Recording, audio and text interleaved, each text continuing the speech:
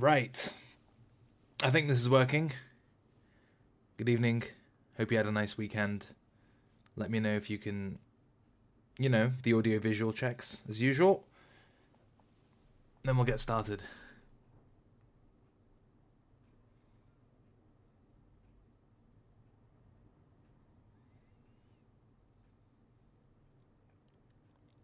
AV good. Okay, wonderful. Right. Let's do this. First things first. FTX supports Technical Roundup. Go check them out because they help us build a lot of cool stuff and are taking over the world. So before they do that, it'd be nice to be on the winners' side, so to speak. But they're great to work with. It's old Blockfolio, now FTX. Great place to track your portfolio and buy shitcoins for your family members. I'm still being outperformed by my sister as Solana sets a new all-time high, and I just bought a bunch for her, so I'm coping that way. But yeah, check them out. They've been good to us, so it'd be great if our audience, engaged with them, so to speak. Also, like the video, subscribe to the channel, all the YouTube algo stuff also helps. I saw we went over 30k subs. That's really cool. Let's, keep good stuff going. Anyway, so what we're going to do is, I think we should just look at technical stuff first for Bitcoin and ETH and sort of answer the question that's in the title, or implied by the title, about, we're above all the key levels, what happens now? And then we can also, I thought it'd be useful to take a look at the futures market and derivatives generally, some global charts, some specific kind of contract charts, and that might be just an interesting exercise to provide some extra perspective.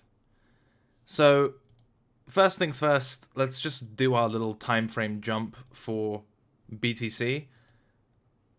Quarterly, not really much to say, same conclusion as pretty much all the other time frames, that poking above all-time high is bullish. The most, a reasonably far-fetched and unlikely scenario is that, we end up in some kind of quarterly range where we've got whatever resistance at 60k, which is what makes it implausible, having resistance so close to the all-time high, and then support in the mid-30ks, and, we essentially overshoot a little at the range high, trade back within the range, overshoot the range low, until, as part of some broader reaccumulation, the market's ready to trend again. I find that unlikely. I'd give it a less than 5% probability, personally, but, just in terms of mental models, if the market doesn't trend, you can only assume that it's going to consolidate, right? If not reverse completely. So, just something to bear in mind, at the very back of your minds to some extent. And that would look similar on the monthly, right? Everyone's expecting a Bitcoin trend. I think there's a less than 5% chance that it turns into a prolonged range or some sort of chop with similar boundaries, right? Mid-30s and 60s. And, we've overshot a bit at the high, trade back within the range, whatever. Again, not very likely, but if this thing doesn't start trending past all-time high, you need to start entertaining the idea of non-trending conditions. And that's a switch you're going to have to make pretty quickly. Now, the weekly time frame, this is the time frame which most clearly demonstrates the premise in the title, that price is closed above all kind of relevant structural levels of resistance. I know the all-time high has been a bit troublesome, but that doesn't tend to be a key inflection point or level that I pay attention to. Essentially, my focus is on the consolidation or the top of the range of the previous top of the market. So if we take this whole period here as just one consolidation, the levels you care about in a consolidation are the range low / the bottom and the range high / the top, and maybe mid-range to provide you bias within the range itself, right? And so what we've had, given the all-time high close, the highest weekly close and poking above the all-time high, etc., for all intents and purposes, it's a reclaim of the former range high. Now, whether you use this wick to delineate it, right, or this the first highest close, which I was using for a while myself, right, I think that's a good way to look at it. It really doesn't matter. I think it's around 60k, and it's sort of, if it's going to act as support, you'll be seeing wicks below 60k and closes above, 58 on a weekly basis. We could just take some liberties and draw it quite widely and just use this consolidation here. I know the duck has got just this specific candle. We're just being a bit more generous and I guess capturing more of the price action. But all in all, the past couple of weekly closes, this one closed through the level. This was our all-time high poke and very high leverage kind of rejection candle, which doesn't mean much in the context of it being at the all-time high, in my opinion. And then this current weekly opened strong on the Monday. Now, purely in terms of price structure, for me at least, the way I draw levels, even if I'm being liberal with them, this down candle from last week didn't test a level of support. Now, does that matter? No. Does it make my life easier if price trades the structure? Yes, because then I know where I'm doing business. So there is a world in which we get some sort of intra-week pullback, right, which moves below previous week's low, which will undoubtedly stop out a lot of the kind of short-term momentum traders in the market, and then you actually hit support in that same week while triggering all those long liquidations, and then somehow close favorably / hold support on a weekly basis, and then the run to all-time high has got a bit more room. So again, does price have to come back and test support after such a strong close and being so close to the all-time high? Absolutely not. But I'll be grateful if it does, right? And so essentially the weekly trade would be some version of, and again, taking liberties with how I'm drawing this thing, it would be some version of a move below last week's low into support, which causes some long liquidations and, whatever the futures market looks like at that point. But basically a lot of selling into weekly structure, which then gets resolved favorably during the course of the week, ideally holds support on a closing basis, and at that point you've had enough people sell the bottom for the all-time high to be breached in an unencumbered way. Now again, the somewhat less comfortable scenario to contend with is that the market just isn't ready to break out, and what that would look like, in my opinion, is a move down into this overall structure shelf of support, which doesn't find any buyers. Like a close below, or just like a really ugly looking candle. At that point, we'll be probably forced to confront a deeper weekly market structure based pullback. So this is our low, high, higher low, higher high. Then the question is, okay, we failed to bounce at the first support, the nearest support after the breakout. Now we kind of revert back to weekly market structure and think, okay, well, this was just too shallow of a dip. If we're going to dip deeper, if we're going to dip deeper and weekly market structure is constructive, where can we reasonably expect a higher low to come into effect? And the answer to that, I don't know. I think it's somewhere here. How exactly you want to draw that consolidation kind of depends. Whether you want to use the closest nearest close in this kind of chop zone under 50k, that's not a terrible level. If you came to me and said, I actually prefer like this cluster or something, that would be equally fine with me. It also depends what the leverage market looks like at that point. If you get a big puke, and then funding keeps going positive and leverage keeps buying the dip as the market moves lower, you can set expectations for a deeper wick. But in terms of just overall market structure, how does this thing resolve bullishly? I mean, obviously it goes straight up. That's awesome, right? But in terms of trade setups at structure, your nearest setup is a move below previous week's low into the 56 to 58k support. Again, we can take some liberties and, draw a wider area. That's your nearest bullish continuation setup at structure to pay attention to, that, we've cleared all this, shallow dip, and then up we go. Awesome. If that's not the case, that'll be bearish in the short term, but still salvageable in the medium term, given we'll just have to refer to weekly market structure, which has been generally constructive. And then we confront the question, where is it reasonable for the market to come in and find a higher low on the weekly? And the answer is around 50k. Around 50k. Okay? Anything below that, like a retest of 40 or any of this kind of stuff, it just starts looking ugly. If support number 1 wasn't enough to send this thing to all-time high, support number 2's got to do it. Otherwise, if you have this all-time high failed breakout, and then you've got a market structure bullish continuation setup not playing out either, it'll just start looking like a piece of shit. So that's kind of my framework for Bitcoin. Does that make any sense?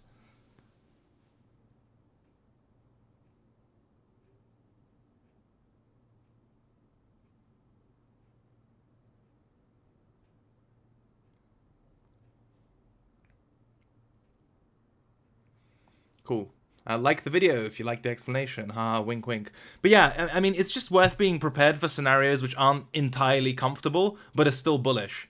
So for example, even if in the back of your mind, that this is like the best support on the chart, it's worth being mentally aware that if it fails, it doesn't mean everything is over. You don't want to be the guy panicking into the market structure kind of higher low level just because you bet the entire farm on this holding, it doesn't, and then you probably get liquidated / stopped out at the best possible area to bet in terms of proximity to invalidation. You don't want to be your weakest where the market is likely to be the strongest, or at least offer some sort of mean reversion, right? Also, just in terms of future setups, again, straight up, awesome. Below previous week's low into support and up, awesome.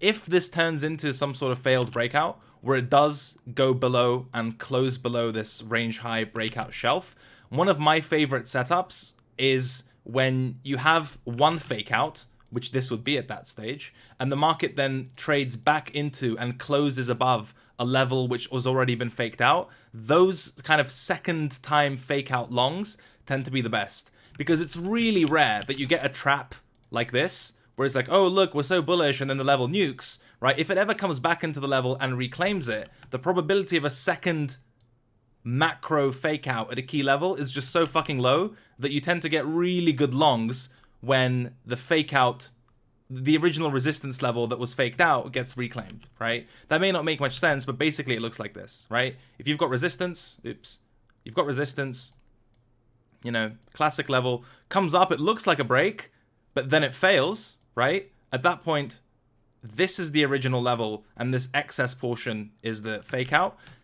If the market comes back into the original level, that's still resistance, right? But what I'm saying is, if it then reclaims the level, which has been faked out already, like we've already had the big stitch up, the big trap, but the market is then back above that same area, this tends to be a really good long.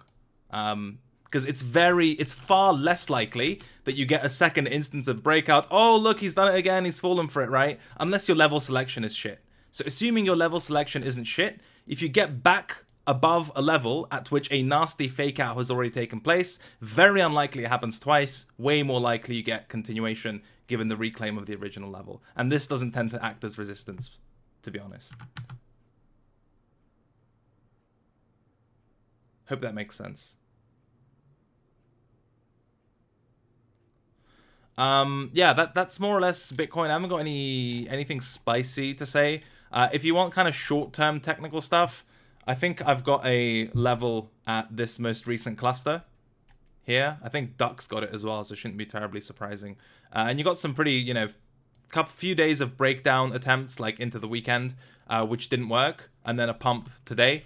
I think if we're going to have intra-week bullishness without looking kind of scary or uncomfortable, then you'd expect either just continuation towards all-time high, given we're getting pretty close, or any pullbacks on a daily basis to hold the same cluster which held over the weekend.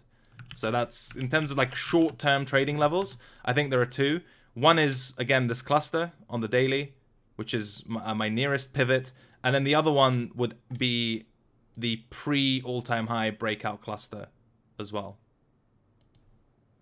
So essentially, if you're not interested in all the high time frame stuff, which is unfortunate, but you know, if you're that kind of person, the two intraday / short-term trading levels for me are this pre-breakout cluster at 64k as the top of our range, and then this weekend daily cluster that held us up at around 61k, and that's kind of where the market is for the time being.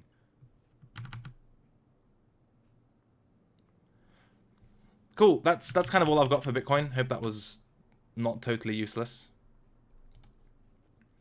ETH. So, nothing to say on the quarterly. It hasn't had a red quarter in forever, right? Monthly, it's coming off the back of what just looks like a monthly bullish retest of a breakout, right? This. It kind of reminds me of like Bitcoin at 10.7k. We have a monthly breakout, but because it takes so long and you've got like a red candle and everything, you kind of lose perspective. But if you look at this breakout, right, pretty simple. You've got a level, close above, retest, go up. It does somewhat remind me of the BTC breakout at 10.7, which was similarly agonizing, just a bit of a pain in the ass, and you're not really sure what's going to happen. But in hindsight, it was the start of a trend, right? Monthly level highest close above, another month up, retest. This is like a whole 3 months of fuck all, basically. and then you got the trend. So just because you get bored on the retest doesn't make the trend that follows any less strong.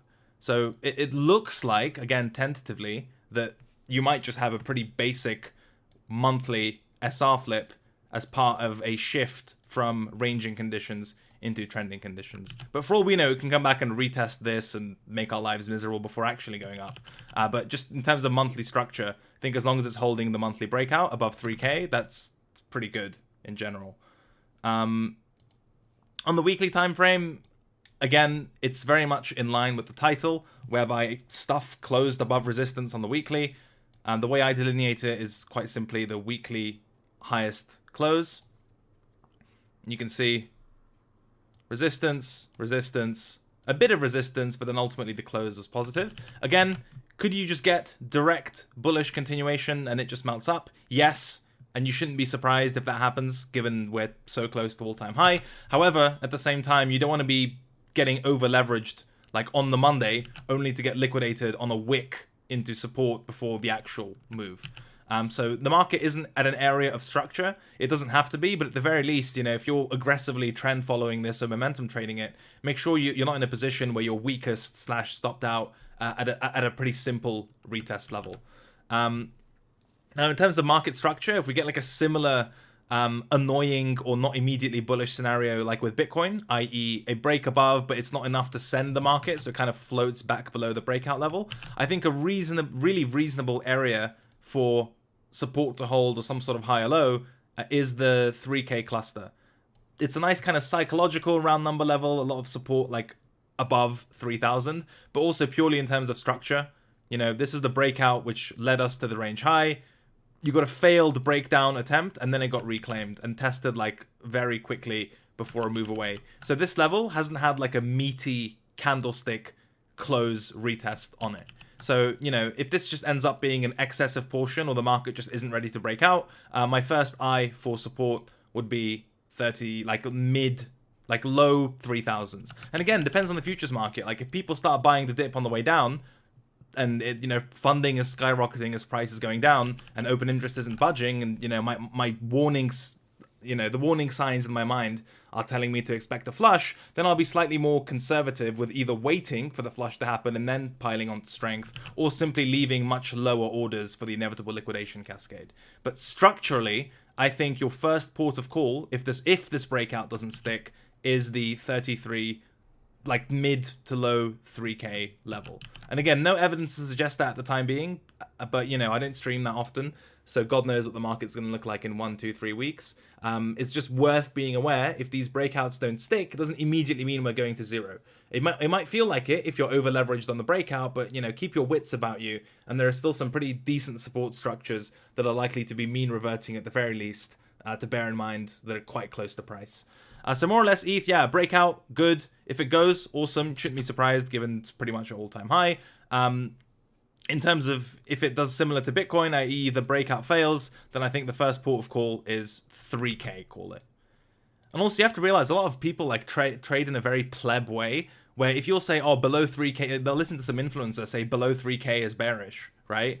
And what they'll do is they'll literally put their stop or their liquidation at 2,999, because in their mind it's some like perfect level that can never get wicked ever. They take it so literally and verbatim that that's why a lot of the time you get exaggerated or exacerbated liquidations around round numbers, and bottoms form there as well, because you know almost the lowest common denominator in the market just takes this very binary view, and that can often be enough for, you know, some sort of mean reversion. So don't be surprised. You know, if things start looking spicy on a breakout that doesn't stick immediately, and you get a lot of leverage still coming in on the dip, round numbers start to matter in that kind of context. And yeah, I know it sounds absurd, people laughing in the chat and stuff, but I've literally seen that and get sent DMs about like, oh, well, you said like 55 is a good level, and they just put their stop at like 54,999. It's absurd, it's hard to believe, but there are traders like that in the market. Long story short, breakout, good. If it doesn't immediately moon, or if it fails the breakout, don't fucking panic, as long as you don't get liquidated at support, I think is the lesson there. Let me see if I've got anything spicy on the daily time frame. Not really. pretty much the same as the weekly. So that's all I've got for Bitcoin and ETH in terms of technical stuff. You know, leave a like if that helped. Well, let's look at futures now, and some data, if you will. Okay, so just some global charts. So unsurprisingly, open interest, I think this is today. Yeah, open interest today is at an all-time high, like, ever. And that's kind of expected, given everything is so close to all-time highs and stuff like Solana, etc., are like breaking their all-time highs. Generally speaking, you don't want to see this type of divergence stick, where open interest is making a higher high, but price is making a lower high. You don't want that, because what it suggests is you need more leverage in the system to achieve the same or a weaker move. Ideally, you'd see like open interest make a lower high and price make a higher high, because that's generally suggestive of more spot buying. That's kind of contestable. There are nuances and details to that which don't make it entirely true, but at the very least, I'm comfortable asserting that a divergence of this sort, where price is weaker relative to the increase in open interest, that's like not ideal. Not a big deal yet. It's relatively minor, and the market is on the cusp of its all-time high, so it's not scary. I just don't want this divergence to stick, because otherwise, it'll just make me think we have to flush before we go anywhere else. In terms of funding and futures for Bitcoin specifically, this is from our friends over at Livitas. Probably butchered that pronunciation. Nonetheless, this updates quite regularly. In the short term, it's not like a particularly pleasant picture, and I do mean short term. Like, this thing can change in an hour, 2 hours, 3 hours. It's very much like a like it can change intraday and give you quite drastically different pictures. But at least in the short term, we see that price is going down and funding is going up, which suggests kind of leverage dip buying. That's not the relationship you want to see, because the ones buying the dip with leverage are most privy to a liquidation cascade.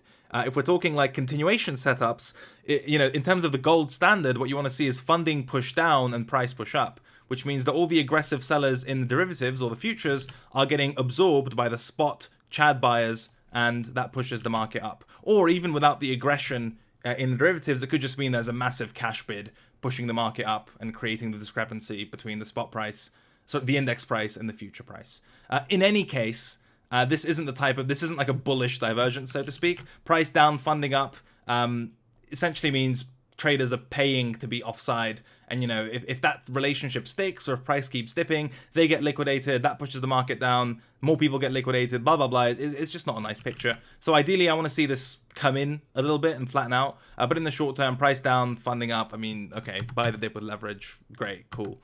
If that type of behavior means I get some sort of awesome pullback to punt, I'll be happy. But I don't want to lean too much on this, because the funding picture can really change on an intraday basis, even within a couple of hours. So don't put too much weight into it. In terms of extrapolating what it means more widely, just something to pay attention to. Every few hours or every funding period. Annualized basis, just under 20%.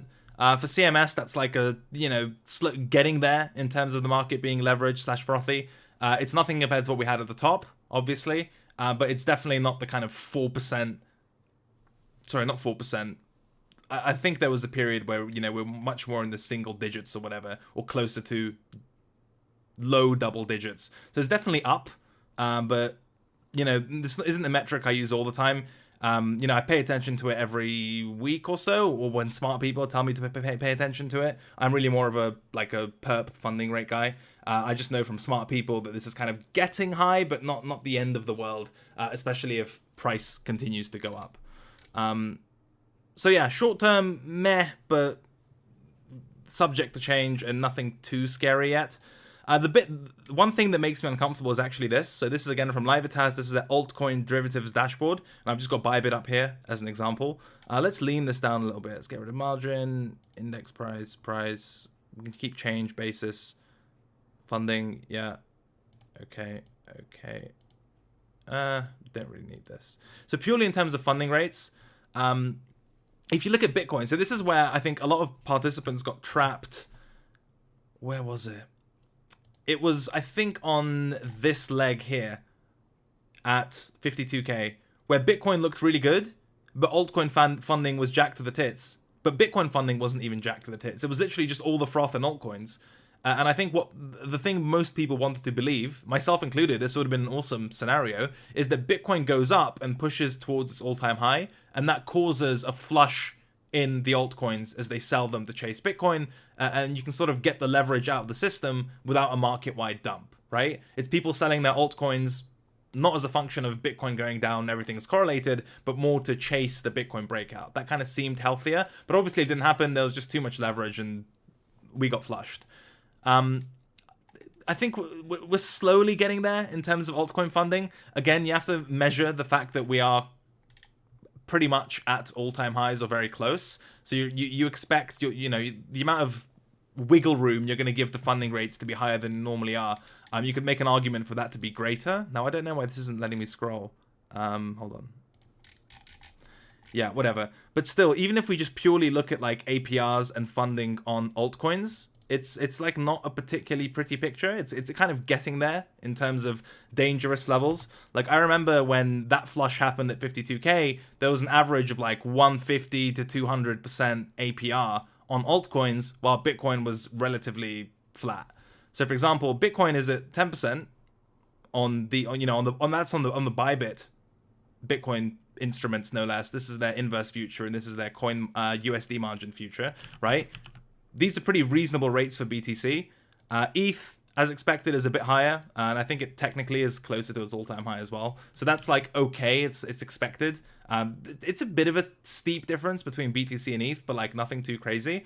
But then if you start looking at the altcoins, you can see like quite a few where the funding rate's jacked up, and the APR specifically, or whatever. I mean, it's the same thing. The APR is a derivative of the financing rate, right? It's whichever your eye is more used to. I naturally go towards the funding rate because I stare at them all day, but it's sometimes easier to kind of explain to people via APR. You can just kind of see some outliers, right? Averaging, you've got 100, 225, some more hundreds, all in the triple digits, and some like pushing higher. It's a bit hot. It's a bit hot. It can still go a bit higher and be fine, but when I see like 150 plus across the board, I'm kind of like, it's a bit rich. Especially if you see these jacked up funding rates, but price isn't moving up. That's when you know that a flush is, well, that's when the probability of a flush goes up a lot. Like, there's nothing wrong with a high funding rate if the market's mooning, because that'll just be a product of everyone wanting to be long because it's so fucking bullish, and also it'll be a product of the short liquidations driving the perp significantly above the index price. And that in itself will be reflected in the funding rate. So it's okay. Like, you can have jacked up funding if everything is bullish. You can't have jacked up funding if the market's like moving sideways or moving down slightly, because then those are some pretty paper-handed participants in the market. They're paying a lot to stay in a losing position, and that's just not that's where you get your liquidation cascades, essentially. So just something to bear in mind. I know a lot of people were caught offside by the 50 plus move because Bitcoin looked flat, and they were like, well, why would the market go down? Everything's correlated to Bitcoin, and Bitcoin looks kind of healthy in terms of futures, but altcoins were jacked up, and it was too much. It was too heavy. And the idea that Bitcoin can go up, flush the altcoin leverage, and then the altcoins mean revert, that didn't play out last time. Could it play out this time? I mean, maybe. But that 52k drop was relatively recent, and the context was pretty similar, minus where Bitcoin and ETH are structurally. So if the market gets stuck or continues ranging or basically doesn't moon, I think there's a good chance that these expensive rates to be long provide the market with like a wider provide a wider pullback across kind of everything. So just something to bear in mind. I know I've waffled on a bit there, but something I'm watching. Have I missed anything out of here? No. Okay. Also, one thing I'll mention is, if people talking about flushes or weak hands have been flushed, etc., etc. We set this high or low in mid-September, right? The 40k retest, or end of September, and just kind of went straight up from that point, right? You can kind of see, if I take the 2-month time span, we take like the end of kind of early September, like ever since the market started trending, and this came slightly before, this is like at the literal bottom. I mean, over the course of the entire uptrend from 40 to 60, liquidations have been pretty balanced, right? Now that's good and bad, right? I know it's helpful. It's good because it suggests that the move up is more quote-unquote organic and cash-based, and it's not just degens getting repeatedly liquidated on their shorts that's pushing the market up, because then that will just likely mean revert if you just get a purely liquidation-driven move. But at the same time, you know, if you're at these high funding rates, especially for altcoins, and the amount of open interest built up in the market, none of those leverage longs have really been punished, right? So if you're a believer that for a longer lasting trend, you need these periodic either high or low pullbacks or funding resets, flushes, whatever, which is a reasonable argument to make, you haven't had that. Now the question is, when does that happen? Can it happen like now? Like we had the all-time high spike, weakness, and then we get like a bar which looks more like this? Maybe. But it could also happen at 70 or 80k. Without being completely useless, when I say it's good and bad, one good thing to note is that there's a really high probability that the next time you do get like one of these boys, it'll be mean reverting. Even if it's not like the bottom or whatever else, there's very likely going to be a good trade because the leverage, you know, the leveraged longs haven't really been battered at all from 40 up until the new all-time high. And they will at some point, especially if you look at where a lot of those longs have come in. It's been in the coin margined contracts, which we know suffer from convexity on the long side. So there's a really, and look, people saying like, oh, you know, we've had a few liquidations, send it. Look at the daily time frame. You can really see where these coin margined pukes take place. They don't exactly hide from you, right? You get like some real sort of visible washouts. And ever since the market bottomed at essentially 40k, you've had a really steep or relatively steep build-up in coin margined open interest, and they haven't budged in terms of, you know, liquidations or just reducing during market volatility. Even the pullback from the all-time high, and some people were arguing that, okay, this is the leverage flush, now we can go up. I didn't see it. It doesn't really look like any of the major flushes we had in previous trends or even previous consolidations. So I think at some point we will see something like this, right? What we're used to, like a candle which looks like that. Now, I don't know when it happens. Does it happen before the all-time high? Maybe, especially if this altcoin frothy scenario plays out. Does it happen after the all-time high? Maybe 70, 80k? Maybe. But I think whatever the case, there's a really good chance you'll be able to play some mean reversion once these guys get flushed. Even as like a day trade, that's one of the opportunities that you really want to be there to smack with some serious size, in my opinion. At least that's what I'll be doing. Not financial advice. I'm an idiot. I'm making this up. This is fiction, right? But yeah, coin margin pukes tend to be mean reverting, especially in an uptrend. So that's kind of something I'm watching for. Don't have conviction as to whether it happens pre or post all-time high. It depends. Kind of have to see just what happens. Wait and see. But in any case, that's a scenario where I'll be looking to play some sort of bounce.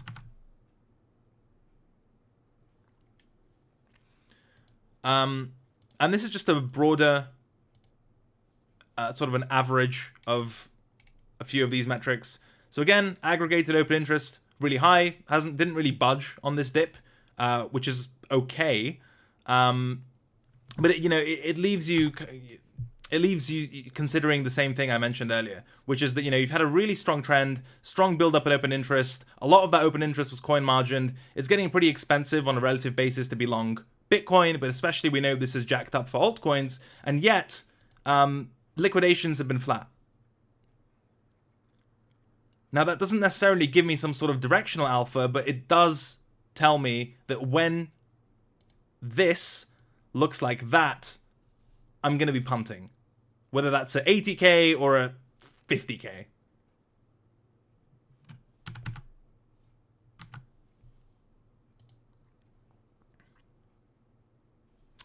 And yeah, in terms of short-term stuff, as we mentioned, that same dynamic where it's basically this chart at the moment, futures basis, where again, going back all the way to the short term. In the short term, where is this full screen? There you go. You have funding increasing as prices going down. You can kind of see that just by looking at funding the actual funding rate as well as the predicted rate, right? Price is going down and funding rates are rising quite steeply, especially on token margin, right? Which isn't ideal. And you can also kind of set it up via Coinalyze as well, I think. Although that's not my preferred way of looking at it. If you go, for example, into individual charts, let's take that same Bybit perp. This is the inverse future. Yeah. You can kind of see that. Forget open interest. This is just on the 5-minute time frame, not necessarily the best visualization, but whatever. You've got price moving lower and a spike in the predicted / the funding rate in any case, which suggests leveraged longs are sort of doubling down, if you will, or buying the dip. And that's not a death sentence, it's just a contextual consideration as part of your broader analysis.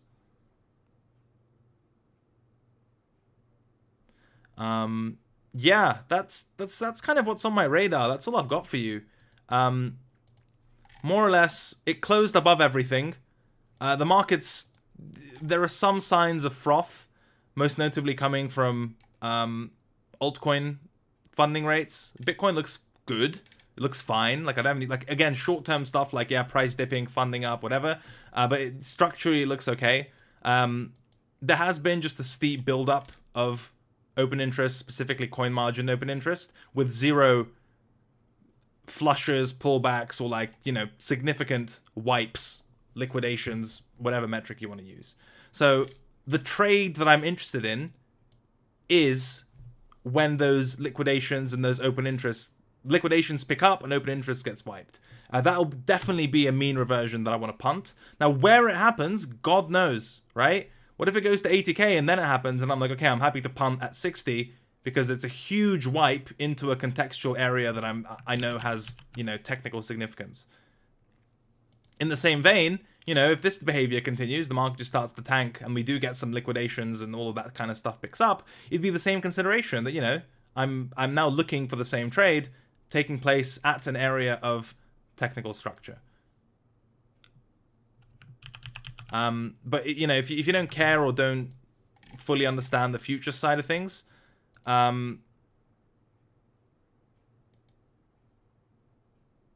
actually, one second. Let me drop the link in the chat for the funding and open interest thing I wrote.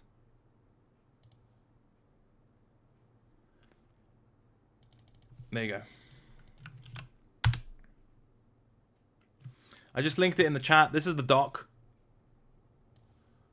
which has my notes from the Twitter Spaces. What funding is, scenarios to use it, liquidation cascades, high funding, low funding, setups, funding trades, which are delta neutral or close to being delta neutral, other nuances, etc. And it's the same for open interest. If you've got no idea what I've been talking about, check that out.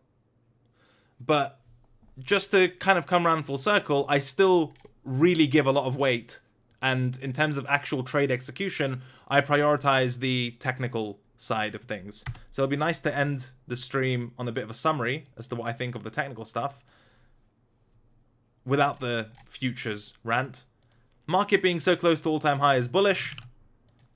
If it wants to pull back, I think your first port of call to at least catch some liquidations or some sort of mean reversion trade, at least, is 56 to 58k, which is this former range high, and it will also be a move below previous week's low, hopefully enough to trigger some liquidations. The closer to the bottom of support, the better your risk reward, but generally it's this top shelf that has to hold on a closing basis for us to get the shallow pullback and continuation scenario. So essentially, the trade would look something like, you know, the baby's first diagram would be something like that. Now, there is a world in which market goes straight up and smashes all-time high. Awesome. You know, that shouldn't surprise you given where we are contextually. If, for any reason, the market pulls back and fails to find support at this early level, like it's just not enough of a pullback, and, you know, closes below or does whatever, I think at that point we defer to weekly market structure. Low, high, higher low, higher high, and then we'll be, okay, where can the higher low reasonably form, right? And in my mind, it has to be around 50k. Around 50k. Now, where exactly that is it the top side of this cluster? Is it this over-under level, right? Low, low, and then the third low here? It depends. I don't know. I've got like a few levels there, and I'll probably have to call it on the spot. But in terms of round numbers, right? If 60k pullback doesn't hold on a closing basis, 50k plus or minus sort of has to for weekly market structure to look reasonable. If you put a gun to my head, I would say I quite like this level, this cluster here, at 47k. But that's just meaningless drawings at that point, right? If we get the worst case scenario is that we break support here and don't make a higher low, then we're fucked. But all in all, you've got bullish cases which offer you a trade at structure. It's just a pullback to sub 60k with an all-time high target as long as it closes above, or in the steeper, deeper, whatever pullback case, some sort of higher low at 50k. Anything really below, anything which fails 50k on like a closing basis or just doesn't find support in this type of higher low area, I think really starts to look quite precarious, and I wouldn't be rebuying this low personally. So that's just some, back of the mind considerations. ETH, very similar. Just like Bitcoin looks good because it closed above everything and is close to its all-time high. ETH 2 closed above everything and is close to its all-time high. If the breakout doesn't stick and altcoins drag us down and blah, blah, blah, all of this stuff that we talked about, potential scenarios, again, you shouldn't be surprised by a move straight to all-time high. Just, I have to cover some counterfactuals, otherwise where's the fun? If this breakout doesn't stick immediately, then I think the first port of call for support is 3k round number. But specifically on a closing basis, I would like weekly support at 32, 3300 thereabouts to hold. It can wick all at once, into here, below it, but I want the close to be back at support. And at that point, your target is like 5k, 6k, 10k, whatever. So that will be interesting. Similar to Bitcoin, if this support doesn't hold, market structure kind of starts to look precarious because, you've got low, high, higher low, higher high. If you don't hold the higher low support here, then you're likely going to breach this and make a lower low. And that's just a completely different market structure, one that I don't really want to contend with. And it's like a trend shift, blah, blah, blah, all this stuff that isn't good. So straight up, awesome. Range high at 4K has been already tested a bunch of times. It might be a bounce and continuation trade there. Depends how it looks on other time frames. But if you get something steeper, mid 3K is where you save the trend, save the market, etc. As for altcoins, it's quite rich to be long, a lot of them. The ones I'm still interested in are mostly kind of the stuff which keeps doing well, like Solana, Luna, AVAX to a lesser extent, Axie, just the stuff that keeps printing in whatever market conditions. So Sol being a basic one, whereby you have a weekly breakout after like 2 months of consolidation, right? So that's technically significant. And if the market pulls back, I've just had like an entire cluster of support from a high time frame trade point of view. Anything into here is pullbacks to buy as part of a larger trend. Because look at where this is right now, right? It technically, you go up a lot, you consolidate, you go up a lot, you consolidate. This at the moment looks like a breakout. If you get invalidated, I mean, yeah, it would look shit and maybe even have to start targeting like much steeper pullbacks into levels that aren't comfortable. But for the time being, this just looks like a strong trend, right? Up, sideways, and it looks, if this breakout sticks, like the trend forming portion of the move. And that idea is technically valid as long as the cluster itself or the range which preceded this breakout holds as support.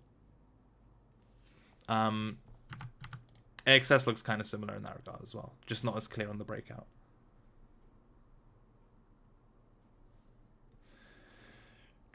An FTT, where's FTT? Yeah. Obviously, massive conflict of interest. Don't trust anything I say about FTT because FTX sponsors the show. That makes me completely incapable of objective analysis, but I'm going to offer it anyway. I think it's got a nice cluster support similar to ETH around the 50 mark.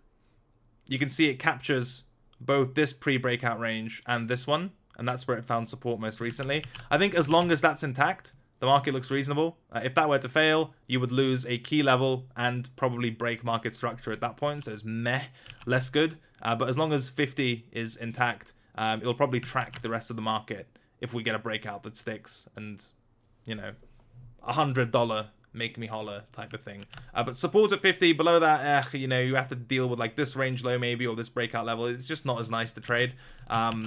Above it, pretty reasonable, and then only like the highest close, all-time high left as quote-unquote resistance, even though usually it isn't.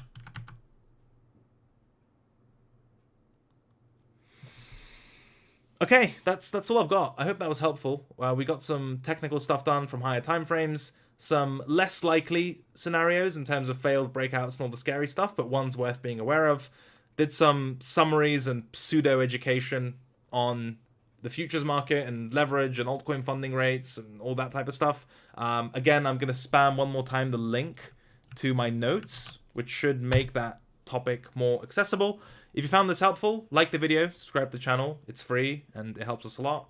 I'll try to do these at least once every 2 weeks or maybe once a month or something. It depends on how the response to this video is. I'll use the likes and comments to gauge the appetite for more frequent Monday markets. But it's always a pleasure to catch up with you guys and girls. And yeah, I'm not going to go any further. You know, catch up with everyone, all the persons present. Have fun. Hope you had a great weekend. Trade safe, don't get liquidated, and yeah, goodbye.